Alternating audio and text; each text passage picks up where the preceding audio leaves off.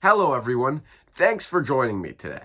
This is a video I've been wanting to do for a while now, and in it, I'm going to show you guys how your choice of mouse can have an impact on your gaming performance. And to do that, I'm going to test 3 different mice that I have on hand and see how I perform in CSGO arms race with each of the 3 mice.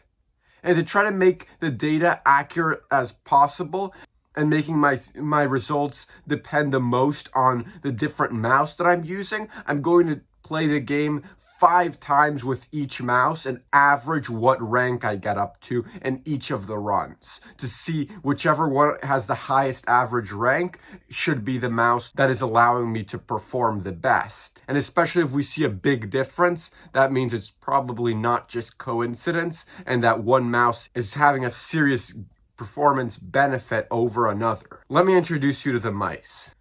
This is the Masion X11. Now, it's marketed as a gaming mouse, but it is about a $10 mouse, and it really shouldn't be such. It's a very low quality mouse, and I expect this one to do the worst by far, and I'm including it to show you guys why you shouldn't be using a low quality mouse. The second one is this, which is an old revision of the Razer Naga.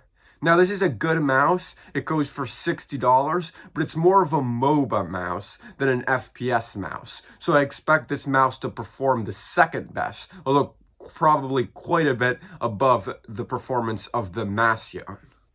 This one here I expect to do the best. This is Corsair's Ironclaw RGB, which also goes for about $60, but this is a specifically engineered FPS mouse. So I'll be able to show you guys how important it is to have an FPS mouse over a MOBA mouse, or how maybe not important. Either way, I expect a much bigger difference between both of these and the Masion mouse than between these two, because they're both decent quality gaming mice. Alright, so now guys, I'm going to get into gaming, playing 5 times with each of the 3 mice, and then I'm going to show you guys the results. Okay guys, so here I have the results, and they're a bit difficult to interpret, but bear with me here. So I had originally predicted that the Masion X11 was going to do the worst, but I was completely incorrect about that, since the Razer Naga actually did quite significantly worse than the Masion. Or I should say, I did significantly worse while playing with these mice.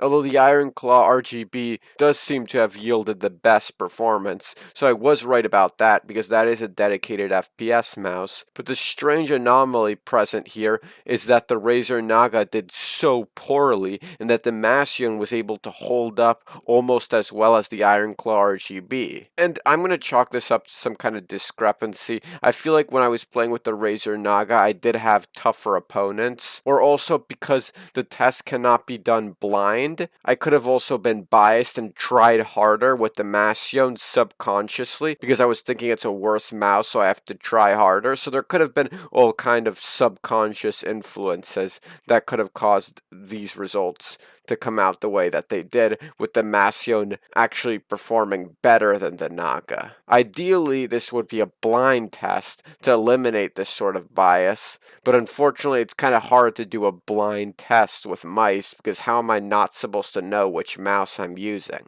It's impossible, pretty much. That being said, the one strong conclusion I can draw from this is that the Masion is clearly not as bad as I expected, considering it's only $10. I mean, it was almost able to hold its own against the Ironclaw RGB. So even if I was subconsciously trying less hard with the Naga or something, because I thought the mouse would be good enough that I wouldn't need to try as hard as the Masion or something like that, obviously I wasn't subconsciously trying harder with the Masion as well. If there's a way to subconsciously try harder in games, I want to know how to do that. So what I make of this is that there actually is no need to go out and spend an excessive amount on a gaming mouse, it seems. For a budget build, and if you really don't have $60 to spend on a mouse, something like the Masion X11 will do alright.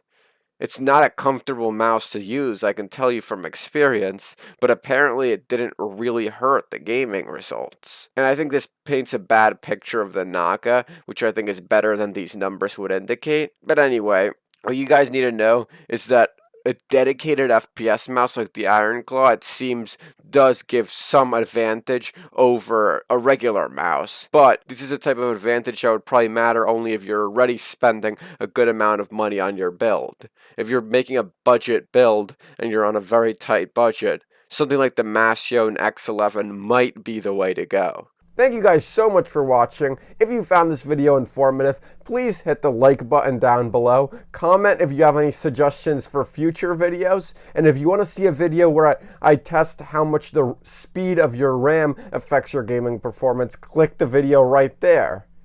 I'll see you guys in the next one.